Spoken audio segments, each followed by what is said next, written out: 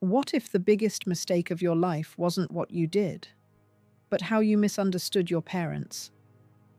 You thought you had time, you thought you understood them, but there's something about your parents you didn't see back then, and by the time most people realize it, it's already too late.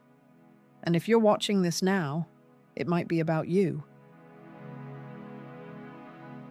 My name is Adeline, and I am 60 years old now, and there are truths that sit heavy in your chest when you reach this age.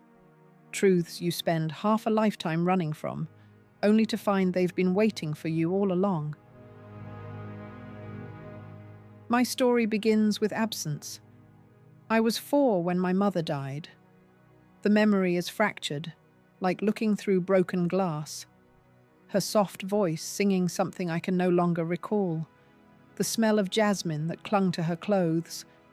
And then, nothing. Just the terrible silence that followed.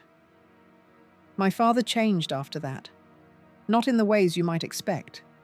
He didn't collapse or disappear into grief. Instead, he became a fortress, solid and unyielding. He worked endless hours at his textile business, building walls of security around us both.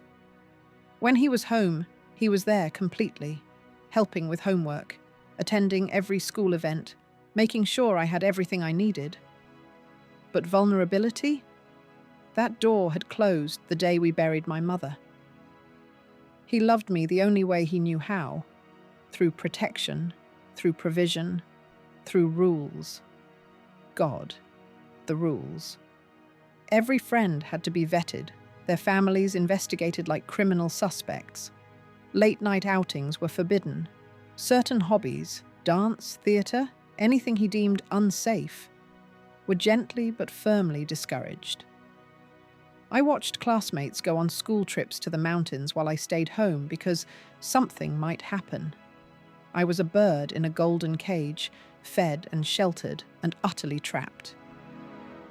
By 19, I was suffocating. I started small, wearing clothes he frowned upon, staying out an hour past curfew. Then larger, spending time with friends he'd explicitly forbidden, lying about where I'd been. I wasn't trying to hurt him. I was trying to breathe. But he met my rebellion with more restrictions, more worry, more control.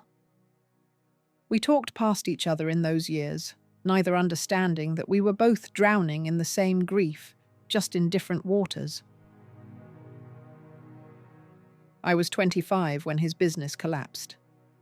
The textile industry in our region had been struggling for years, but my father had always managed to stay afloat through sheer determination and careful planning. Then the bottom fell out. Bad investments, a dishonest partner, a market that had moved on. The details don't matter. What matters is that I watched my invincible father crumble. Even then, even as our world fell apart, he protected me. He sold everything, the house, the car, the watch his father had given him, to make sure I could finish my education, to keep food on our table. He never once asked me to sacrifice, and I hated him for it, in that terrible way you hate someone for being noble when you want them to be human. That's when I met Eric.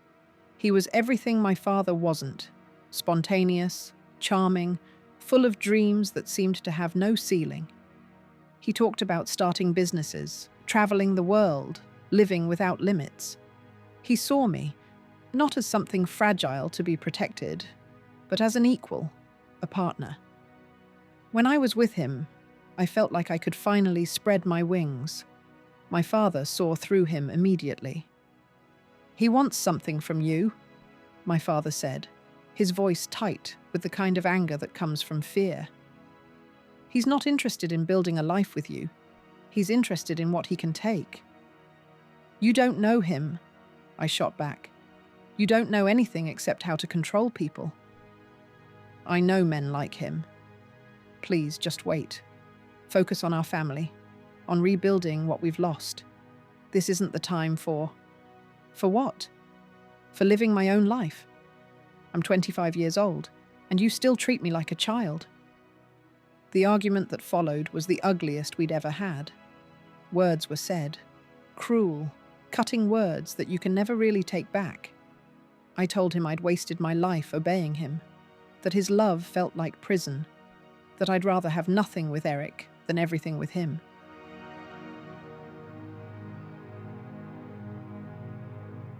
I left the next week.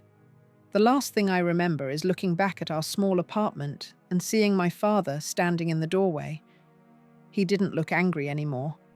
He just looked old and small and unbearably sad. I turned away and kept walking. The years that followed were supposed to be my liberation. Instead, they were an education in humility. Eric and I moved to another city, where his big plans consistently failed to materialize. The businesses never started. The travel never happened. Slowly, I began to notice things. How his charm was deployed strategically, how his dreams shifted based on who had money to invest, how his affection cooled whenever I couldn't contribute financially. I worked, God, how I worked, bouncing between jobs, each one teaching me skills my expensive education had never covered. I learned about resilience, about standing on my own, about the difference between independence and isolation. But beneath it all ran a current of guilt, a small voice that asked, what if my father had been right? My father reached out during those years. Letters arrived every few months. Careful, restrained letters that asked about my life without demanding I come home. Once, he showed up at my workplace, and I hid in the bathroom until he left. I told myself I was protecting my independence, but really, I was protecting my pride. I couldn't face him and admit that leaving had been harder than I'd imagined, that being right about Eric wouldn't make up for losing my father. Eventually, the letters stopped coming. I told myself I felt relieved. I was going through a particularly difficult time. Eric had left me for a wealthy woman and better connections. I'd lost my job. I was living in a single room, surviving on canned beans and toast, and wondering how my glorious independence had led me here. That's when my father's old business partner called. "I thought you should know," he said, his voice heavy. "Your father passed away 4 years ago. I thought someone should have told you." 4 years. My father had been dead for 4 years, and I hadn't known, hadn't felt it, hadn't sensed the moment when the world became a place without him in it. The grief hit me like a physical blow, not clean, not simple, but tangled with rage and regret, and a terrible, howling sense of waste. How many letters had I ignored? How many chances had I thrown away? He'd stopped reaching out, and I'd told myself it meant he'd given up on me. But maybe he'd stopped because he was already gone, and I'd been protecting my pride from a ghost. I learned he'd continued working almost until the end, taking whatever jobs he could find. He'd lived alone in a one-room apartment, not unlike my own. He'd never remarried, never started over. According to his partner, he'd spoken of me often, always with pride, always with love, always with hope that one day I'd come home. I never got to tell him I was sorry. I never got to say that I understood, finally, that his rules had been love in the only language he knew, that his overprotection was grief, trying desperately to keep the only person he had left, that his warnings about Eric had come from wisdom, not control. Among his few possessions, I found a folder.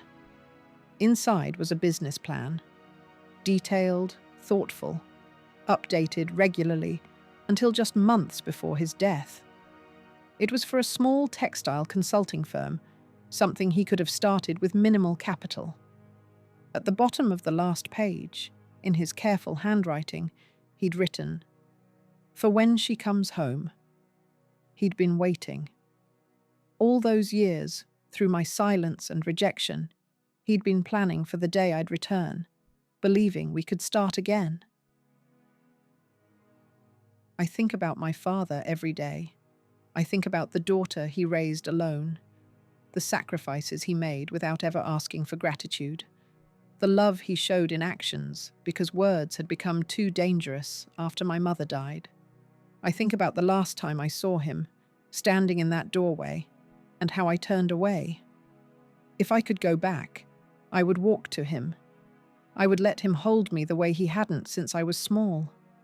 I would tell him that I understood, that his fortress had been built from love, not control, that I was sorry for mistaking his protection for prison. But I can't go back. None of us can. I live with the memory of a man who loved me better than I loved him, who waited for me long past when I deserved it, who built a future for me that I destroyed with my pride. This is my truth. This is the weight of love, and the price of learning it too late.